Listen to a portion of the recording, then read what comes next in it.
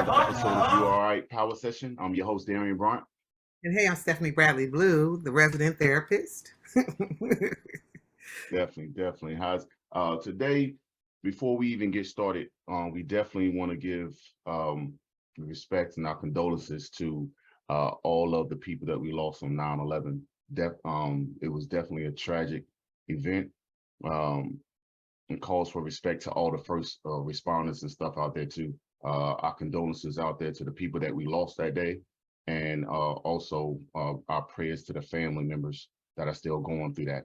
I still remember where I was when it happened, and it's something I'm never going to forget. And I'm pretty sure out there a lot of you guys are never going to forget that as well. Yeah. Stephanie, I know you're never going to forget it as well. Today's a great day to discuss what we're discussing because in both commemoration of 9/11, our topic I think is really, really important because we're also, we're on the cusp of a different kind of world event, right? With COVID happening in 2020. Mm-hmm. Today we commemorate something that happened 21 years ago that shook the world, right? Exactly. And definitely another still respects and shout out to all of the service members we got and our great military still fighting to this day from what happened on that day. We still got wars that we're fighting throughout this country, and it looks like we're going to be in wars for the foreseeable future. So definitely respect and shout out to ones. We all know that only 1% of the population has the gumption to even raise their hand and to sign up and defend this country. So definitely respects and shout out to all of those service members. Thank you, and we appreciate you so much. We really do. And we're excited to jump into today's topic. Like I said, it's appropriate for today in so many ways because we're talking about like mental toughness and building resilience and strength. And I think this is definitely Darian's wheelhouse, which is like so cool for me to have this conversation with him. And we're just really interested in giving you guys some great support because it's been a really rough time. I think we're coming out, like I said, on the cusp of COVID-19 in our commemoration of people who 21 years ago lives changed forever and are still suffering with fallout from that, whether it's disease or the loss of a parent or a loved one. And now, these children are older now and displacement from where they may have lived. All kinds of things occurred during that time to all kinds of people. And so how do we manage through these moments and times and remain mentally tough, especially when we're seeing all that we're seeing? Like, people are just losing it out here. Yeah, definitely. I mean, we got the COVID, these last couple years have been devastating to a whole lot of people throughout the world. COVID, the deaths, now we have monkeypox. Shoot, New York got polio rising. And so it's like every time we get out of something else comes up. We got everyone thinks we're on the verge of World War III. So it's one of those things that every time we think we out of something, boom, we get hit with something else. But one of the things we always preach and talk about is your mindset. All right. And one of those is you got to think positive about anything and everything that goes on. I know it's a lot easier said than done, but really it's not. The positive mindset starts from the beginning. If you think about it, us in the beginning, people were lied to. If you came up, you was told you was worthless, you was nothing, you was stupid, that you was never going to amount to anything. So it's kind of hard for you to get that type of thought process out of your head. So when we take that and we lead to it, it's kind of hard for people who've been thinking negative all their life to even fathom trying to think positive. But one of the things is how we work out and exercise and get physically strong. That same time and discipline helps you feel better, right? That same thing applies to mental toughness. You know what I'm saying? So when you have that tough mentality, you mentally and you emotionally feel better overall. What you think about that, Steph? I think it's really great to say out loud. But you know what? It's interesting because you're right. Because during COVID, I gained a lot of weight, and in the last year and a half, I think I've lost like 55 pounds. And so, like that weight, and when I was much more active during that time, and I was working on a lot more, as a part of a very regimented weight loss program for myself. Um, Right. it really was about that, and I was feeling much better about myself, and it was necessary because Hmm. um, I worked the whole time. Right. Things first hit, and everybody got to stay home. We went to work, and we went to work with very at-risk persons who Right. concerned necessarily about how they were moving about the world, and Hmm. into my office. So Right. my levels of anxiety and stress were extremely high, and Hmm. I feel, so you get into the negative habits, like you were saying. So I was eating, I was gaining weight, I was stressed out. It was all that was happening. So post that, as things kind of started to lift for me, I was like, I can't stay like this. This is not okay. My health had been really impacted. And so you have to be mindful and then be able to pull yourself together, because what people don't know, one of my favorite books that I had to read in school is that your body keeps, Hmm. right? Right. Body Keeps the Score is a book that discusses how our mental health impacts our physical bodies through ailments, disease, and all that kind of stuff. Hmm. Toughness is I think the first barrier to us being physically healthy, Hmm. because if you can manage your mental health, right, then Yes. things that we experience physically would not be an issue. I mean, stomach issues as it relates to anxiety, heart issues as it relates to relationship, and people don't realize that. Hmm. Studies have been done about brokenheartedness, like emotional and social issues with maintaining relationships and being able to be close to people, and feeling brokenhearted, and past traumas when it comes down to being connected to parents and things of that nature. That later on in life, those persons often have heart problems. Hmm. Definitely. You know what I'm saying? So it's like matters of the heart definitely, struggle. All these things begin to manifest themselves. And so the first front line to that, developing mental toughness, being able to position yourself to manage your feelings in a way that is healthy. Because Yes. we're gonna have feelings, they're not gonna always be factual, and we're gonna have to be able to manage what we're experiencing and what this experience is causing us to feel. And so, Right. um it's important to have mental toughness and be able to be resilient, because you know what, like you said, the world is not getting better. Like, we're not, things ain't getting better. They're not. They're not. They're not. And if you don't, and it all starts here. It all starts here. Like we said, you talked about the negativity. It drains you. It causes anxiety. It stops you from moving forward. The first thing you got to do is start getting rid of that stuff. Whether it's you start writing stuff down in the journal at night. You brain dump your negativity at night. You talk to a therapist. This helps you maintain a clear and positive mindset. The next thing to do, we always say, is you let go of things that doesn't serve you and your goals. Hmm. One way is to get rid of dead weight and opportunists. It's hard. It's one of those things that you have to put in place in order to build your mental toughness. Another one is confronting the difficult things instead of running away from them. Can we talk about that for a second? Let's speak on it. um because that is big. Yes, it is. No, you don't realize, and one of the things as a therapist, one of the modalities that I definitely enjoy using Hmm.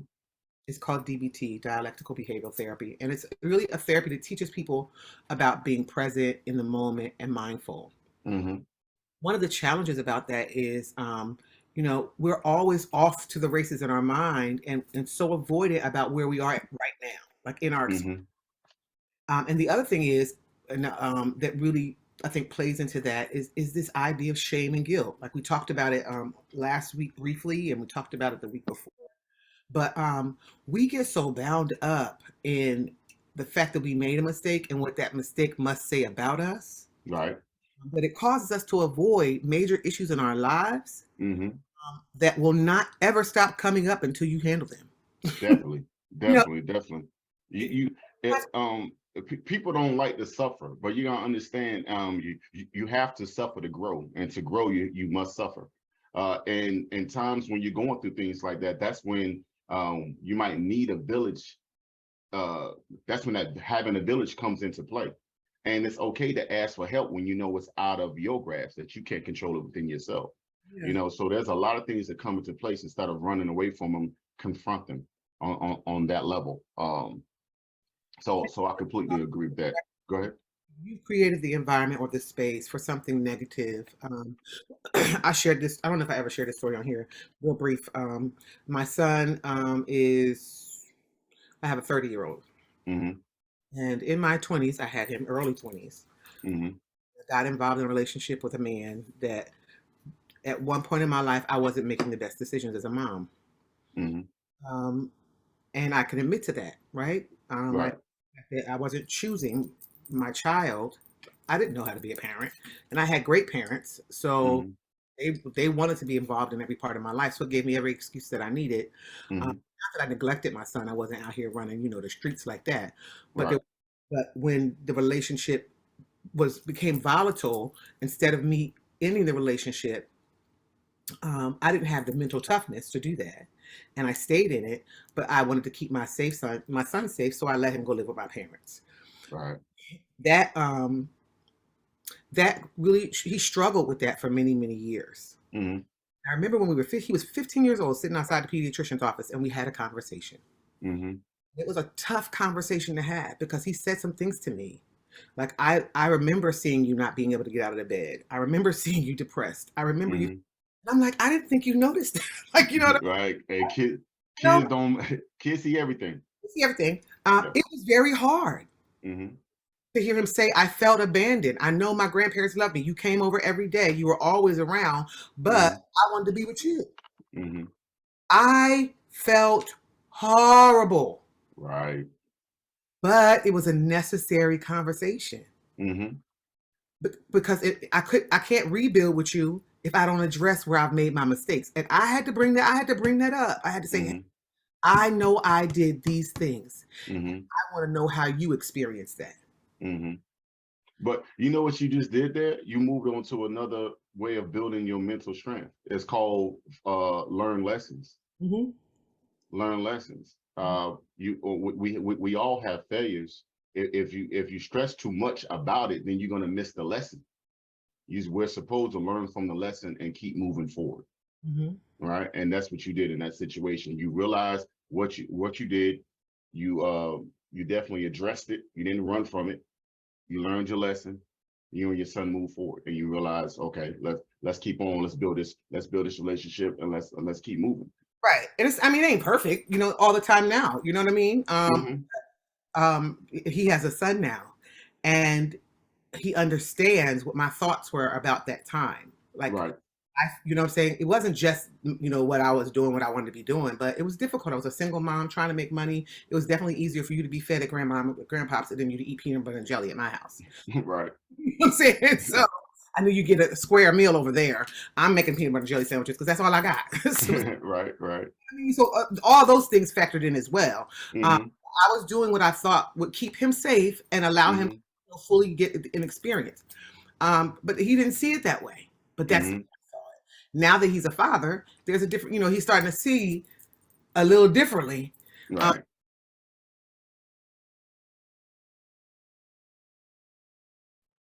but it didn't take the responsibility off my plate to address, right, and to confront. And I think, like I said, not perfect even now, but definitely, I was able to let go. So even when moments came up recently that weren't perfect, I could look at him square in his face and say, I'm not that person anymore. You can no longer hold me to that. Mm-hmm. That's who I've proven myself to be to you by my behavior at this point in my life. I could see that, but I Right. could hold me hostage to your experience. Mm-hmm. Address that. Mm-hmm. I'm free. Now, how you feel. It's not me taking away your feelings about it, but I can Right. think about my responsibility in that feeling because I Right. take responsibility for my part. I've apologized. And changed my behavior as it relates to you. Mm-hmm. You know what I mean? So Mm-hmm. if you want to hold on to that and be grudge holding or whatever, that's on you. That's not my person. Mm-hmm. I don't have to carry that, and I don't anymore. And I'm free about that. That's why I can talk. Yes. And so it does not. It's not on my back. Mm-hmm. And that, yeah, and that's the way of building, and that's what you're doing. Uh, what do you think about the one and another mental strengths of being grateful, showing gratitude? Right. I think that has been that's part of DBT as well. So when you talk about modalities and Mm-hmm. skills and tools, all the things that you said earlier are definitely helpful. Journaling is helpful because seeing your thoughts on paper help you to be able to assess them better, right? Mm-hmm. I often use a grateful jar. My daughter and I did this at one point in time, where Right. we created a jar, and inside the jar every day at the end of the day we put in something we were grateful that we had or experienced throughout that day. Mm-hmm. And I've also used it with family therapy, where I've had families who have particular struggles with one another and can't really see each other and experience each other in a healthy way. That weekly they come together in a family meeting, and the only thing that they do is they discuss the things that they're grateful about for one another within the family or in their own personal experience, and they use the grateful jar. Mm-hmm. So gratefulness is definitely a tool that we use in therapy to help people um, undo negative thought patterns, because Yes. a large thing that largely why we are not mentally strong, right? Undo Mm-hmm. thought patterns, being able to get out of those spaces of those cycles of shame, those cycles of guilt, those cycles of unfinished business and avoidance. It's difficult for us to get out of those thought patterns in those spaces, and so in order to do that, you have to do the work. It's work. Mm-hmm. Right. Definitely, definitely. And it's not gonna happen overnight. It's not easy, but you have to put the work in. Even in your most difficult times, you still have to be grateful of what you do have. All right. And it's gonna be some hard times that you feel like there's nothing good out of it, but best believe something good happened that you can still be grateful of. And even if the fact that is you're still breathing, Yeah, still be grateful of that. what's the thing though, Darian, that gets us most of the time? What is the kryptonite to our mental strength? Us. I said what? You just was Yes, mental. That's it. saying. Our thought process, how we think. You know what I'm saying? We have to get rid of that negativity, that negative bias.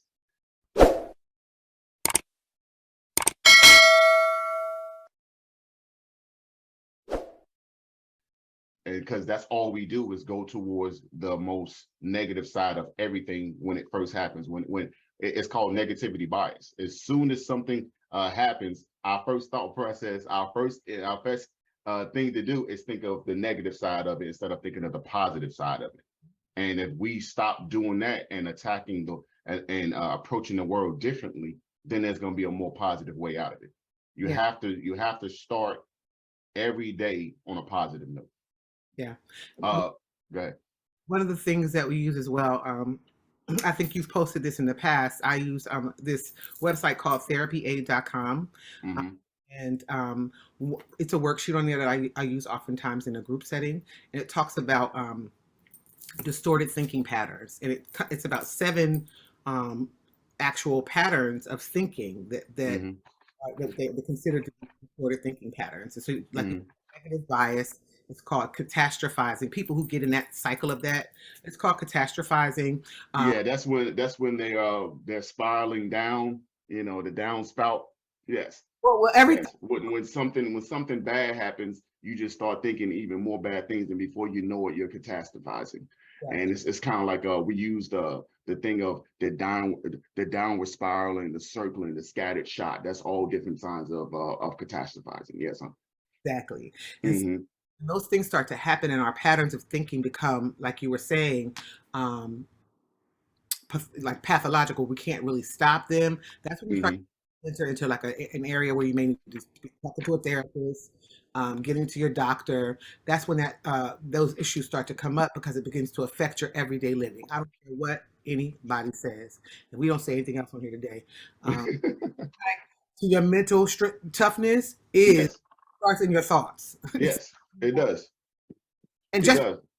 and let me say this: people think toughness, right?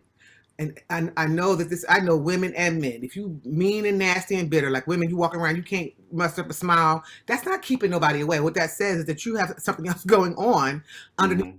presenting to other people. If every time Mm-hmm. you got to talk to somebody, you hollering and screaming, or you don't know how to communicate your thoughts and feelings without throwing up a barrier or a wall, um, Mm-hmm. those are what you call like doorway feelings or doorway emotions. And people put Mm-hmm. because because all the feelings and emotions behind that door you are not willing to manage or to deal with in a healthy way. So you present yourself to the world as this I got it all together kind of person, and Right. it's not really what's happening behind closed doors. True. Vulnerability is a large part of toughness. My ability to just share that story that I shared about my son took a level of vulnerability. Yes.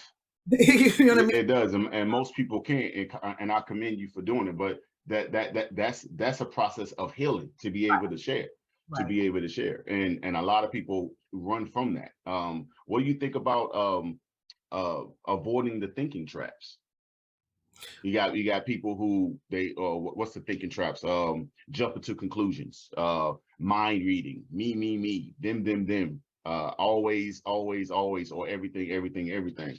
To avoid those thinking traps, like what we said, jumping to conclusions is slow down. What's the evidence for or against my thoughts? That's a way of avoid of trying to get out of that thought process of jumping to conclusions.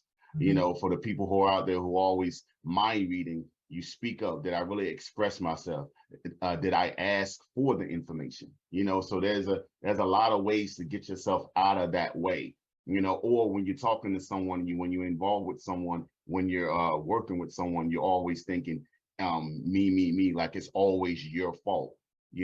Look outward. How did others and or circumstances contribute to it instead of just putting it on yourself? Or some people always think it's never them, it's the other people. So it's them. So now it's time to look inward. How did you contribute to it? So there's a lot of thinking traps out there that we also need to get a hold on.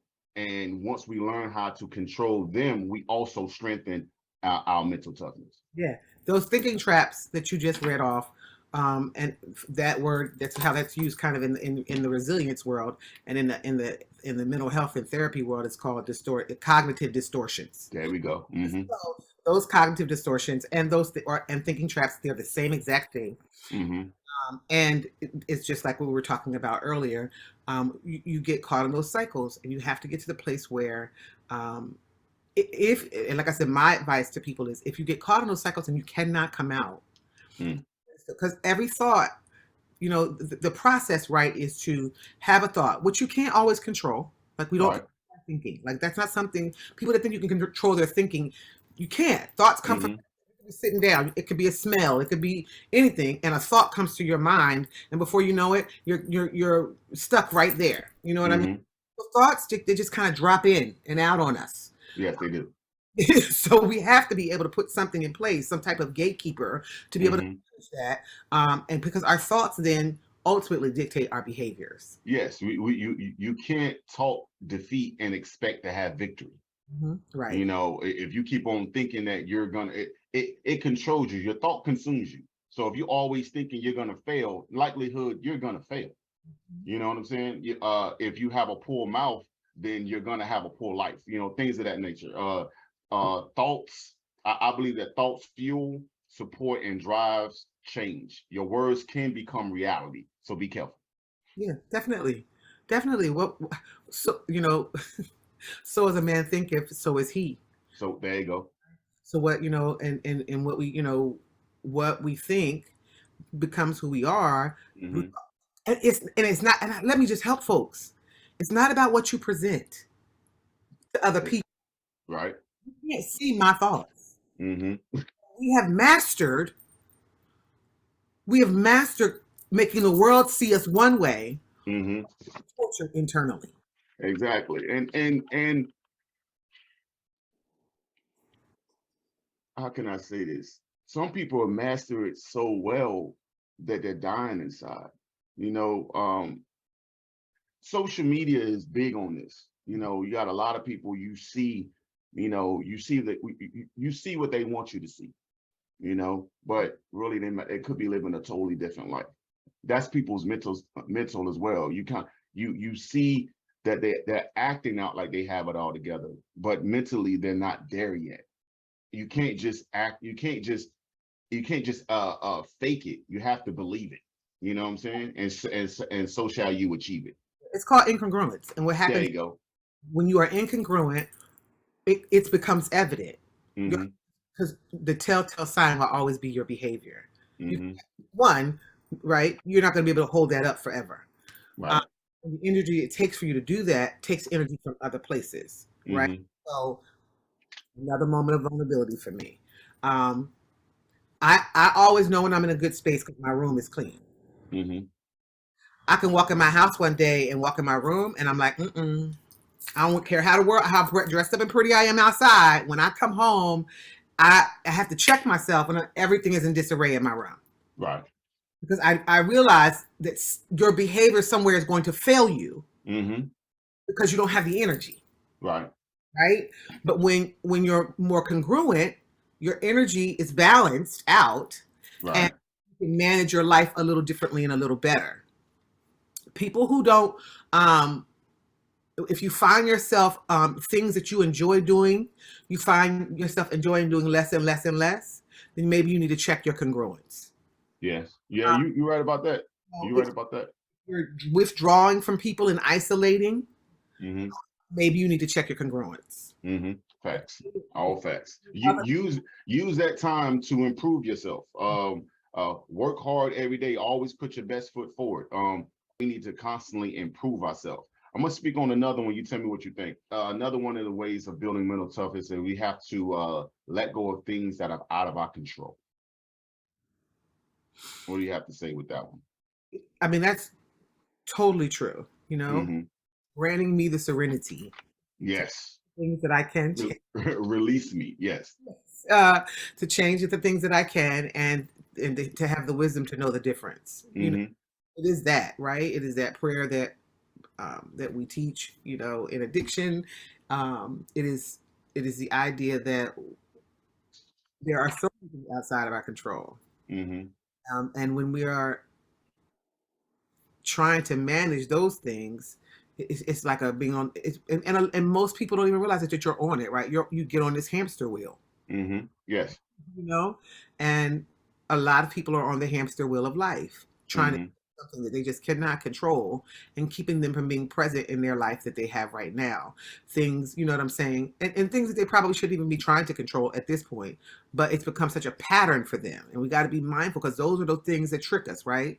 That pattern of thinking then becomes a pattern of behavior, and then we try to hold on and manage things because people are always changing around us, and Mm-hmm. things. And so, but it's difficult for us to get unstuck. Um, Mm-hmm. and it starts with that thought process. If I can't control it, if it's not something that I need to even bring into my life at this particular point, and it's something I need to let go of, then I need Mm-hmm. a conscious choice to do that and Yes. grieve it. Right. Grieve what you can't change, grieve what you can't control, grieve what you have to let go of. That process is necessary, right? Mm-hmm. But move through it because on the other side of what you said earlier, suffering promotes growth, right? On the other Yes. side is growth. Mm-hmm. Yeah, I definitely I agree with you. I think that people focus too much attention on what they can't control. If you focus more attention on what you can control, you realize you have more control over the situation than originally thought. I always give the example of, let's say if someone tells you you have to be at work at 4 o'clock, you have some people who are gonna be mad all day because tomorrow morning they got to come in at 4 when they originally come in at 9. They're gonna be up all night complaining about it. It's going to destroy their whole day. But I didn't tell you that you couldn't ask me um, why you had to be in at 4 o'clock. Ask me that question. Maybe you can get that answer. Right. Uh, I didn't tell you that you wasn't going to leave early if you came in at 4 o'clock. Ask me that question. You get that answer. So also a lot of things that people don't focus on. And by focusing on what you can control, I guarantee you will have more control of that situation than you originally thought. Use that same scenario for everything else in your life, and you'll realize, oh wow, okay, he's right or she's right. You have to focus on what you can control out of the situation, Yeah. and that's it. If you have no role in solving the situation, then let it go. Mhm. Point blank, let it go. You can't be all night just complaining about it. You have to let it go.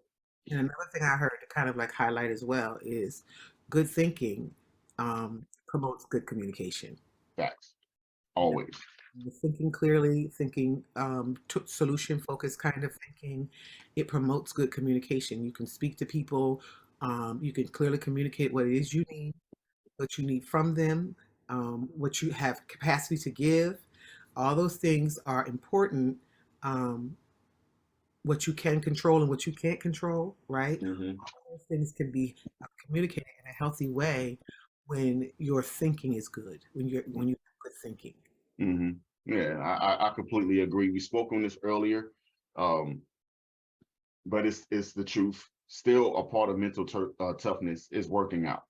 All right. I know a lot of people don't like working out, but working out is still big on mental toughness. Exercising is good for your mental as well. It establishes discipline, and discipline in your mind is needed for developing mental toughness. All right. So they both work hand in hand. Serotonin, all that stuff that they'll give you medication to get to for. If you Exactly. it's created in your brain automatically Automatically from what? Speak on it. from moving around, from exercise. Thank you.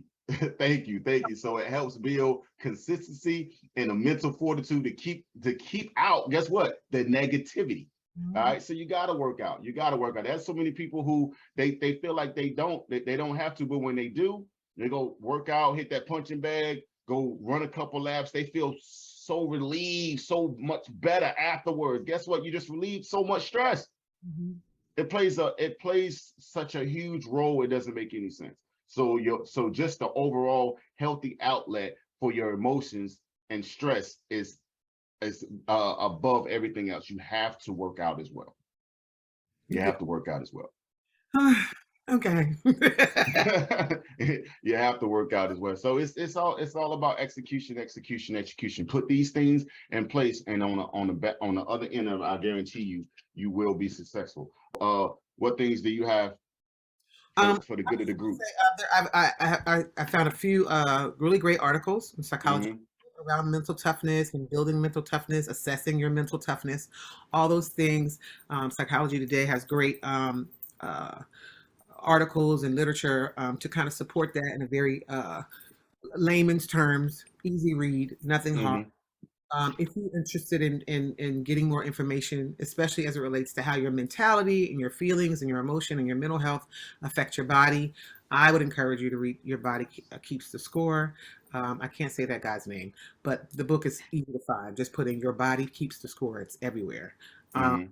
but it's a really great, it's a little dense at times, but it's a really great read to kind of help people understand like how anxiety affects them, how trauma affects them, how all these things kind of affect them. The other thing is that when it comes down to mental toughness, you got to know that you can't get tough unless you have some kind of experiences, right? Exactly. Exactly. I was watching this video.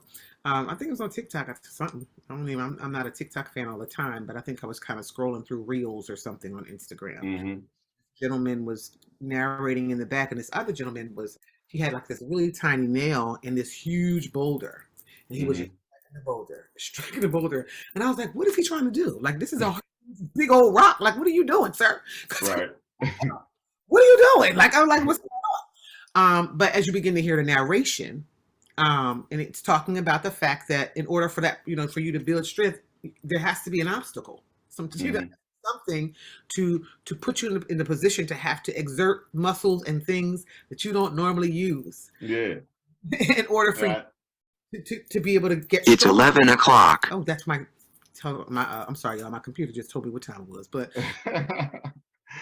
But I completely agree with you. I believe that you have to struggle, you have to go through stuff that's going to make you uncomfortable consistently and able to grow. yeah, So I agree with you. I don't think when things get hard, I don't think that we people should shy away and quit. That's the time when you should attack. Because at the end, it's only gonna make you better. It's yes. only gonna make you better. I promise you. If you put in everything we just went on, learn lessons, things of that nature, getting away to think your thinking traps, letting go of things you can't control, attacking it from a positive mindset, working out, things of that nature. All of the things come into play. I will end you with this. Strength doesn't come from what you can do. It comes from overcoming things that you once thought you couldn't. All right. And that's it right there. Point blank, period. All right. As always, it's about the community. It's about the community out there, guys. All right. We love y'all, and we see you next time. Peace. Like and subscribe. All day. Peace. Ready, we ready, we ready for y'all.